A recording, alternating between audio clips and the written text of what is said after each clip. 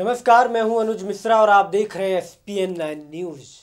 आपको मैं बता दूं कि प्रधानमंत्री मोदी के खिलाफ जिस तरीके से 2019 के लिए एक बहुत बड़ा संगठन महागठबंधन तैयार हो रहा है, उसको लेकर के कई बातें राजनीतिक गलियारों में उमड़ती रहती हैं।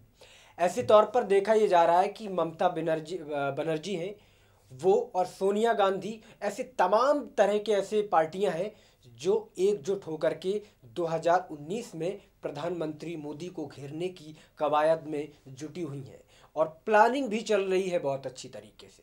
इसलिए देखने को ये मिल रहा है कि आने वाले दिनों में क्या प्रधानमंत्री मोदी को ये जो महागठबंधन है वो क्या प्रधानमंत्री मोदी को 2019 में प्रधानमंत्री मोदी के रथ को रोक पाएगा। खास तौर पर देखा यह जा रहा है कि प्रधानमंत्री मोदी को रोकना असंभव है, क्योंकि उनके पास जिस तरीके की एक रणनीति है, क्या वो रणनीति 2019 में काम आएगी। हालांकि ममता बनर्जी जो थर्ड फ्रंट को लेकर के बहुत उत्सुक रहती हैं। हालांकि जब अखिलेश यादव और बीएसपी के गठबंधन हुआ और चुनाव में जब राज्यसभा चुनाव में बीएसपी हार गई और उसके बाद मायावती का एक वक्त मायावती ने जब अनाउंस किया था कि हमारे गठबंधन पर कोई फर्क नहीं पड़ेगा, तब ममता बनर्जी ने ट्वीट करके कहा कि हम इस महागठबंधन का स्वागत करते हैं और हम इसको 2019 के लिए हम आपके साथ हैं। हम इस लड़ाई में प्रधानमंत्री मोदी को हटाने की लड़ाई में हम आपके साथ हैं। इस तरीके से यही देखा जा रहा है कि कहीं ना कहीं प्रधानमंत्री मोदी को घेरने के लिए इतनी सारी पार्टियां जो एक साथ हो रही हैं, क्या वास्तव में प्रधानमंत्री मोदी को लेकर के कहीं ना कहीं इन पार्टियों में डर है। क्योंकि कहा जाता है कि जब एक इंसान को कोई नहीं संभाल पाता है तो कई लोगों को सामने आना पड़ता है। अब यही देखा जा रहा है प्रधानमंत्री मोदी के लिए कि महागठबंधन एक तैयार हो रहा है। हालांकि सोनिया ने अभी कुछ दिन पहले एक डिनर दिया था। डिनर में छोटे छोटे जो पार्टियां थीं वो सामने आई और पार्टियों ने जिस तरीके से महागठबंधन क्या एक कवायद शुरू की है कि क्या अब ये समझ में नहीं आ रहा है कि ये पार्टियां इकट्ठी तो हो रही हैं, लेकिन 2019 में सीटों को लेकर के क्या इनके बीच ये सारे गठबंधन बना रहेगा। और ये भी जताया जा रहा है कि क्या राहुल, क्योंकि अगर सोनिया गांधी महागठबंधन थर्ड फ्रंट बनाती हैं तो ऐसे में वो अपने बेटे यानी कि कांग्रेस के अध्यक्ष राहुल गांधी को सामने लाएंगी कि उनको महागठबंधन का नेतृत्व उनके हाथों थामा जाए। महागठबंधन के नेतृत्व का मतलब यही है कि वो पूरी रूप से 2019 के लिए प्रधानमंत्री के रूप से के लिए खड़ा किया जाए। आइए हम दिखाते हैं खास रिपोर्ट। तृणमूल कांग्रेस की सुप्रीमो और पश्चिम बंगाल की सीएम ममता बनर्जी सोमवार को दिल्ली पहुंच रही हैं। वे एनसीपी नेता शरद पवार से उनके आवास पर मिलेंगी।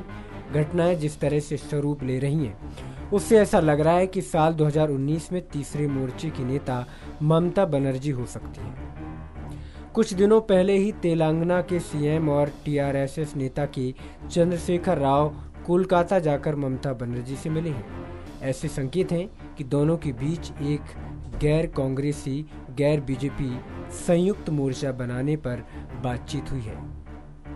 ममता बनर्जी के लगातार आ रहे ट्वीट से यह साफ अंदाजा लगाया जा सकता है कि वे खुद को ऐसे नेता के रूप में प्रोजेक्ट कर रही हैं जिसकी सभी दलों तक पहुंच है।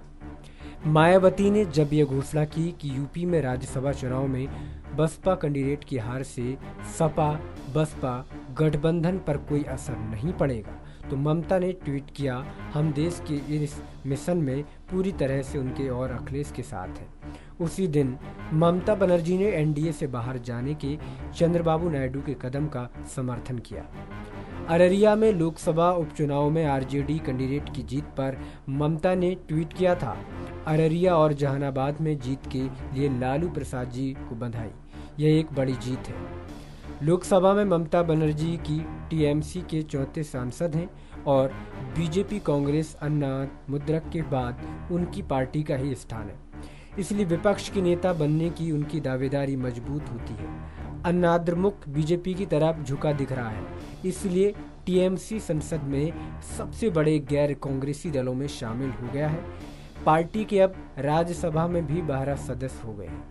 हाल के राज्यसभा चुनाव में पार्टी के 4 कैंडिडेट विजयी हुए हैं और इसके सहयोग से ही कांग्रेस कैंडिडेट अभिषेक मनु सिंघवी को जीत मिली है। पश्चिम बंगाल में भी पार्टी की स्थिति काफी मजबूत है। राज्य की 294 सदस्यीय विधानसभा में टीएमसी के 213 सदस्य हैं। ममता बनर्जी के पास लंबा राजनीतिक अनुभव है। वे केंद्र सरकार में कई महत्वपूर्ण मंत्रालय संभाल चुकी हैं। उनके सोनिया गांधी, शरद पवार, अरविंद केजरीवाल जैसे नेताओं से अच्छे रिश्ते हैं। गौरतलब है कि इन दिनों कांग्रेस के नेतृत्व में एक महागठबंधन और उससे इतर एक तीसरा मोर्चा बनाने दोनों पर समांतर रूप से बातचीत चल रही है। ऐसे में ममता बनर्जी अपने लिए सभी विकल्प खुले रखना चाहते हैं। हाल में वो सोनिया गांधी द्वारा आयोजित डिनर में शामिल तो नहीं हुई, लेकिन उन्होंने अपने पार्टी के सांसद सुदीप बंदोपाध्याय को भेजा ताकि कांग्रेस से भी संवाद का रास्ता बना रहे। वह मंगलवार को शरद पवार द्वारा आयोजित विपक्ष के नेताओं की बैठक में भी शामिल हो रही हैं। पहले ऐसा माना जाता था कि जेडीयू नेता नीतीश कुमार केंद्र में 2019 में मोदी और बीजेपी सरकार को चुनौती दे सकते हैं, लेकिन बिहार में महागठबंधन टूटने के बाद जब वह मोदी सरकार के साथ हो चुके तो ममता बनर्जी ही ऐसी कद्दावर नेता दिख रही हैं जो संयुक्त मोर्चा का नेतृत्व कर सके। विपक्ष के कई वरिष्ठ नेता जूनियर माने जाते हैं। राहुल गांधी के नेतृत्व में काम करने में हिचकेंगे, लेकिन ममता बनर्जी के साथ उन्हें कोई समस्या नहीं होगी। कांग्रेस के पास महज 84 सांसद हैं, इसलिए वे भी बहुत मोल भाव करने में स्थिति में नहीं है। महागठबंधन के नीचे अगर बात किया जाए तो कहीं ना कहीं ये भी बताया जा रहा है कि राहुल गांधी के नेतृत्व में ये जो छोटी छोटी पार्टियां हैं, ये गठबंधन काम नहीं करना चाहता है। अंदर खेमे में की अगर बात की जाए तो वहाँ जो नेता हैं वो राहुल गांधी के नेतृत्व में कहीं ना कहीं इस गठबंधन में शामिल नहीं होंगे। हालांकि साफ तौर पर देखा जाता है कि कांग्रेस को एक अलग हाशिए पर रखा हुआ है। ऐसे में अगर कांग्रेस से मिलकर जो पार्टी गठबंधन तैयार कर रही है, क्या वो संतुष्ट हो पाएंगी कि जिस तरीके से जो भारत की जनता है, हिंदुस्तान की जनता है, वो कांग्रेस को बिल्कुल भी पसंद नहीं कर रही है।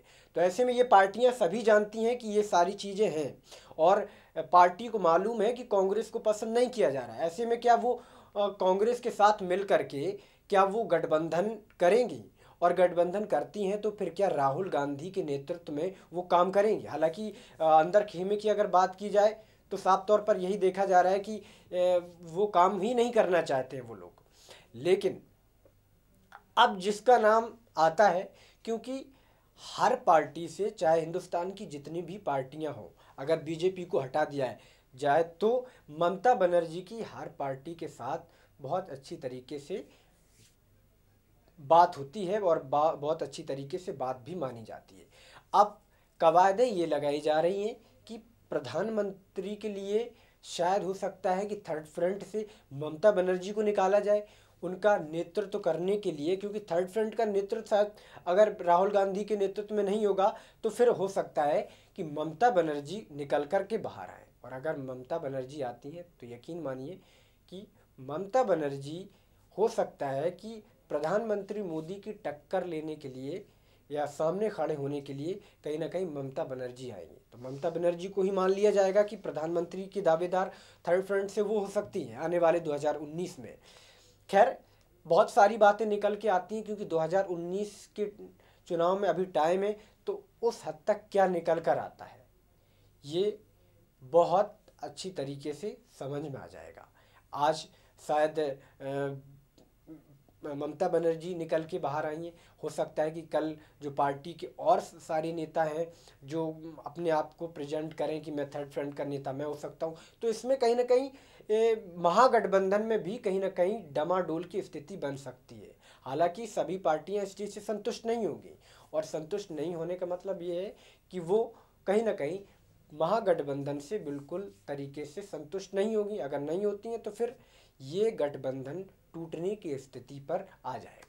अगर गठबंधन टूटता है तो यकीन मानिए कि प्रधानमंत्री मोदी तो फिर से सत्ता पर आ ही जाएंगे।